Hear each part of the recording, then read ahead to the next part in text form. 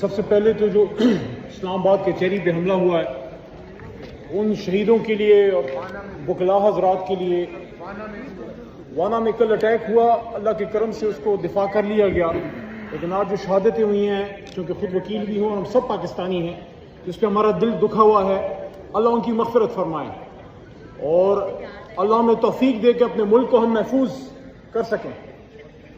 جہاں تک 27ویں آئینی ترمیم کا تعلق ہے، اس پہ اچھا زئی صاحب کہہ رہے ہیں کہ دعا کیجیے گا، تو ان شہیدوں کے لیے دعا کرتے ہیں۔ ربنا اغفر لی ولوالدی وللمؤمنین یوم یقوم الحساب، اللہم اغفرہم وارحمہم ولا تعذبہم وانک انت الغفور الرحیم۔ اللہ ان کی مغفرت فرمائے اور جو پاکستان کا دشمن ہے اللہ اس کو نیست و نابود کرے۔ 27ویں آئینی ترمیم کے حوالے سے میں دو چیزوں پہ بات کروں گا۔ میٹر کہ اس میں ہے کیا، سبسٹنس اور پروسیجر کہ کس طریقے سے ہوا۔ بعض اوقات آپ کی اگر نیت اچھی ہو اور کوئی آپ ٹھیک بھی کام کرنا چاہ رہے ہو، لیکن طریقہ کار پہ اگر آپ صحیح نہیں کرتے اس پہ سوال اٹھتے ہیں۔ نیتوں کا حال تو اللہ کو پتا ہے، انما الاعمال بالنیات، ہمیں نہیں پتا آپ کے سینوں میں کیا ہے، آپ کے اس میں کیا ہے، لیکن جس طریقے سے ہو رہا ہے، جس طریقے سے پاکستان کے آئین میں ترامیم ہو رہی ہیں، اس پہ بندہ یہی کہہ سکتا ہے کہ وائے ناکامی، بتائیں کارواں جاتا رہا، کارواں کے دل سے احساس ضیاء جاتا رہا۔ میں کتنی بار اس پارلیمنٹ میں اپنے اس طرف اور اپنے اس طرف دوستوں کو یہ بات کہتا رہا ہوں کہ ہم جن جماعتوں میں ہیں اپنی لیڈرشپ کی ہم عزت کریں، ان کو فالو کریں، کیونکہ اللہ کے بعد اپنی لیڈرشپ اپنی جماعت کی برکت سے آپ کو اللہ عزت دیتا ہے۔ لیکن اپنی جماعت کی طرف سے مجھے یہ حق کب سے ملا کہ میں کسی اور کے لیڈر کی توہین کروں؟ میں نے پچھلے 13 سال میں کبھی نواز شریف صاحب یا بھٹو صاحب کے خلاف کوئی ایسی بات نہیں کی جو اصول کے خلاف ہو۔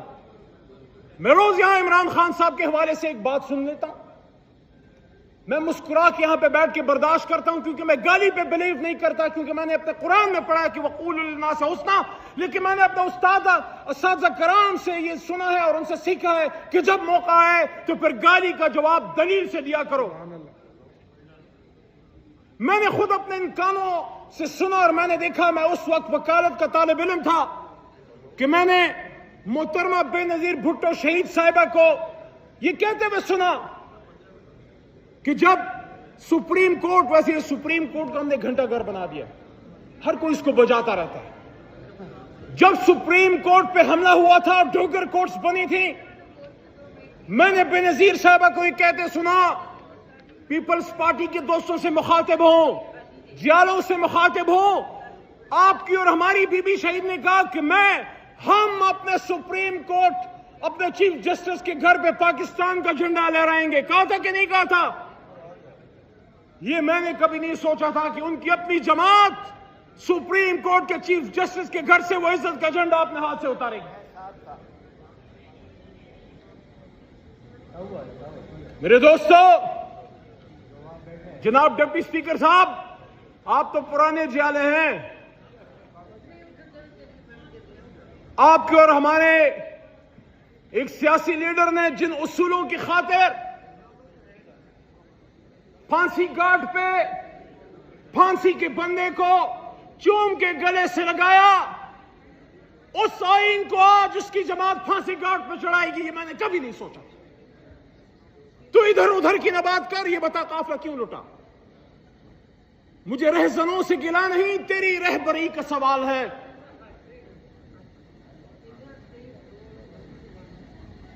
جس وکیل نے یہ ملک بنایا تھا، قائد اعظم محمد علی جناح، ہمارے دشمن ملک کا وزیر دفاع جسونت سنگھ اپنی کتاب میں بابا قائد اعظم محمد علی جناح کے بارے میں کہتا ہے کہ آخری چیکس جب محمد علی جناح نے زیارت ریزیڈنسی میں علیل ہوتے ہوئے آخری چیکس جو انہوں نے کاٹے اس میں سے ایک چیک وہ بھی تھا کہ جب وہ بیمار تھے وہ کھانا نہیں تناول فرما رہے تھے، ان کی اشتہا بند تھی، ان کے لیے جالندھر سے کوک منگوایا گیا.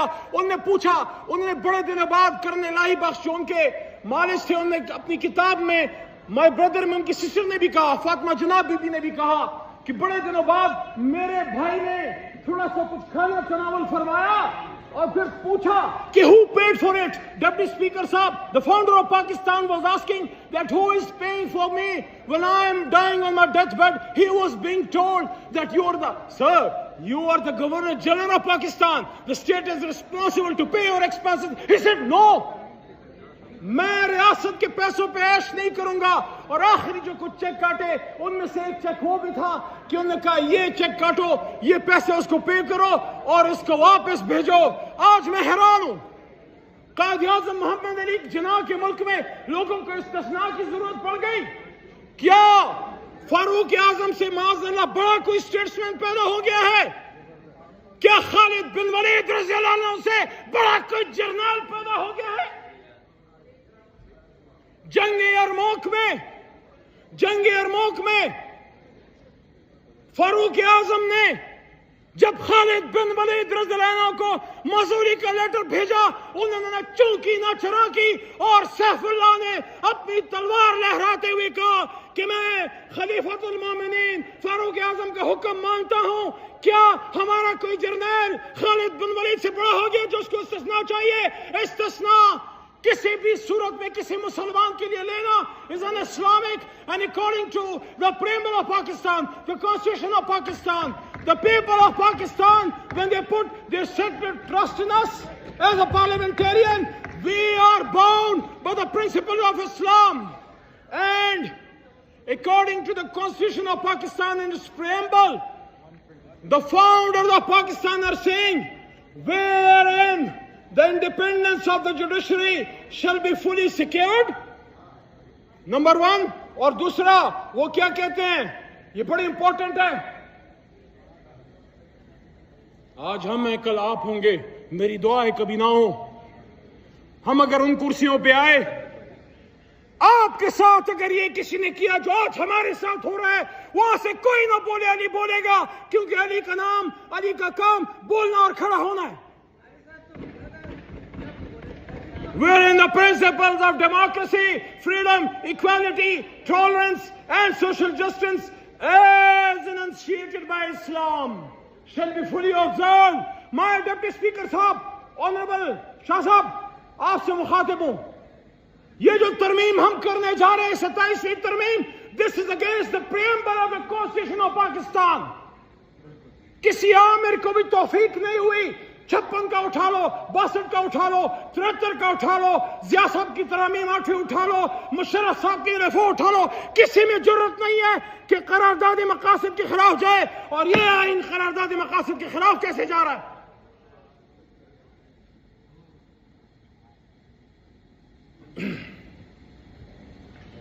عمر فاروق رضی اللہ عنہ، بس 2 منٹ دیں، ایک جلسے میں کھڑے ہیں، ایک مجمع میں کھڑے ہیں اور فرماتے ہیں، سر فرماتے ہیں اے لوگوں میری بات سنو. وہاں سے میرے خیال میں کمی بیشی اللہ معاف کرے حضرت سلمان فارسی رضی اللہ عنہ، یہ ایک صحابی کوئی اور، لیکن میرا خیال ہے گمان ہے کہ سلمان فارسی رضی اللہ عنہ، وہ کھڑے ہو گئے، بزرگ صحابی تھے. وہ کہتے ہیں ہم آپ کی بات نہیں سنیں گے، آپ کے پاس 2 چادریں ہیں، ہمیں ایک چادر ملی ہے. حضرت عمر فاروق رضی اللہ عنہ نے 227 جو ہمارا آرٹیکل ہے اس کی خلاف ورزی کرتے ہوئے، یا اسلام کے خدا نخواستہ خلاف ورزی کرتے ہوئے، یا کسی 27ویں ترمیم کے استثناء کا سہارا نہیں دیا. یہ نہیں کہا میں خلیفۃ المومنین ہوں. میرے بارے میں حضرت محمد مصطفیٰ صلی اللہ علیہ وسلم نے فرمایا کہ میرے بعد اگر کوئی نبی ہوتا تو عمر ہوتا. لوگوں لیکن سنو، نبوت کا دروازہ بند ہے، میں تو وہ ہوں. عمر رضی اللہ عنہ جب ایک راستے سے گزرتے تھے شیطان چلا جاتا تھا. انہوں نے یہ نہیں کہا مجھ سے تمہاری جرات، تم مجھ سے سوال کرتے ہو. انہوں نے کہا نہیں میں جواب دوں گا.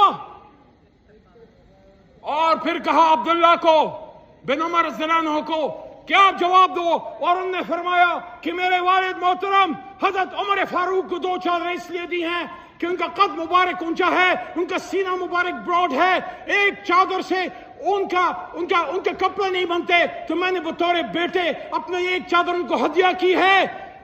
تو یہ چادر کا اتنا بڑا اعزاز ہے اتنا بڑا مقام ہے، لیکن اس کا بھی جواب اچھے صاحب دینا پڑا ہمارے اکابرین کو، اور جب جواب دیا تو پھر صحابی کا بھی جواب سنیں۔ وہ کہتے ہیں اب آپ حکم کریں، یہ سر بھی حاضر ہے۔ یہ کس طرح چل پڑے؟ میرے دوستو، کون ہے اس پاکستان میں جو اپنی پاک فوج کو مضبوط دیکھنا نہیں چاہے گا؟ سلطان صلاح الدین ایوبی رحمہ اللہ کا قول ہے، وہ کہتے ہیں اگر اپنے غدار کو نہیں پہچانتے تو دیکھو جو این جنگ کی حالت میں تمہاری فوج کو ٹارگٹ کرے وہ غدار ہے۔ اب ہر کوئی اپنا دیکھ لے۔ ہماری جماعت کا جو بیس لائن پالیسی ہے وہ جناب عمران خان صاحب نے ہمیشہ یہ دی کہ ملک بھی میرا ہے اور فوج بھی میری۔ کسی کو عمران خان سے ڈرنے کی ضرورت نہیں ہے۔ استثناء مت مانگو، وہ اتنا چھوٹا آدمی نہیں ہے کہ تم سے بدلے لے گا، وہ بدلہ لینے نہیں، ریاست کو چلانے آئے گا انشاءاللہ۔ میرے دوستو، میرے بھائیوں، آج میری جوڈیشری پہ حملہ ہوا ہے۔ میں ایک وکیل ہوں، میرے وکیل یونیفارم میں آج اسلام آباد میں خون میں لت پت پڑے ہیں، لیکن یہ پہلا حملہ تو نہیں۔ جب جسٹس منیر کی نظریہ ضرورت آئی، جسٹس منیر تو چلا گیا، لیکن this nightmare comes and haunts us every decade after decade. 1997 میں سپریم کورٹ پہ صرف ایک جسمانی حملہ ہوا تھا، آج جو حملہ ہوا ہے میرے بھائیوں، میرے دوستوں، اگر اس ملک میں جوڈیشری مضبوط نہ رہی، یاد رکھنا کسی کو جائے امان نہیں ملے گی، کیونکہ حضرت علی فرماتے ہیں رضی اللہ عنہ کہ کفر کا نظام چل جاتا ہے لیکن ظلم کا نظام نہیں چلتا۔ میں آپ سے پوچھنا چاہتا ہوں، جب ایک جج کو آپ سیکیورٹی آف ٹینیور نہیں دو گے، جب ایک جج کو یہ نہیں پتا ہوگا کہ میں اگر کسی طاقتور کے خلاف فیصلہ دوں گا تو اس کے بعد مجھے نوکری سے معزول نہیں کر دیا جائے گا یا میری بدلی نہیں کر دی جائے گی، وہ کیوں کھڑا ہوگا؟ دوسری طرف جوڈیشری پہ بھی سوال ہے، کیا آپ نے ہم وہ کلا کہ اس مومنٹ سے انصاف کیا؟ میرا لیڈر عمران خان اس کے لیے جیل گیا، بے نظیر صاحبہ نے سٹینڈ لیا، عثمان میاں صاحب نے بھی سٹینڈ لیا تھا۔ آپ نے سپریم کورٹ کو کیا بنایا؟ آپ نے سپریم کورٹ کو ایک ایسی عدالت بنایا جو وقت اور حالات کے مطابق ہوا کو دیکھ کے فیصلے کرتی تھی۔ جب اس سپریم کورٹ پہ امتحان آیا ہے، واللہ بطور وکیل مجھے لگتا ہے سپریم کورٹ آپ نے ان فلسفوں سے انصاف نہیں کیا۔ جب مجھے آخری ایک دو لائن، جب مجھے دہشت گردی اور آرمی ایکٹ میں وہ شخص جو اس آدمی کا پوتا ہے جس نے اس آدمی کے ساتھ مل کے ملک بنایا تھا، اپنے مردان میں جب مجھ پہ ایک ایکٹ نے لگایا، مجھ سے پوچھا سر آخری لائن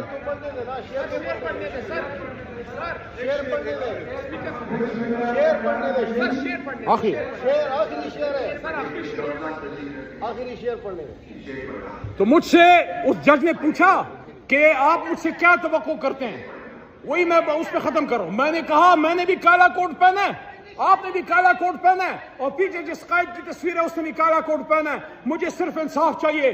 تو محترم ڈپٹی اسپیکر صاحب، آج جو ہم اپنی عدلیہ کے ساتھ کرنے جا رہے ہیں وہ کرنے جا رہے ہیں جس کے بعد اللہ بھی ہمیں معاف نہیں کرے گا، ہماری قوم بھی ہمیں معاف نہیں کرے گی۔ آپ نے شعر کی فرمائش کی ہے تو میں شعر پہ صرف اتنا ہی کہوں گا، کیا تجھ کو سکھاؤں میں تقدیر امم کیا ہے، تجھ کو سکھاؤں میں تقدیر امم کیا ہے، شمشیر و ثنا اول طاؤس و رباب آخر۔ بدقسمتی سے یہاں صرف طاؤس و رباب چل رہا ہے، نہ شمشیر ہے اور نہ ثنا ہے اور نہ قلم کی حرمت ہے۔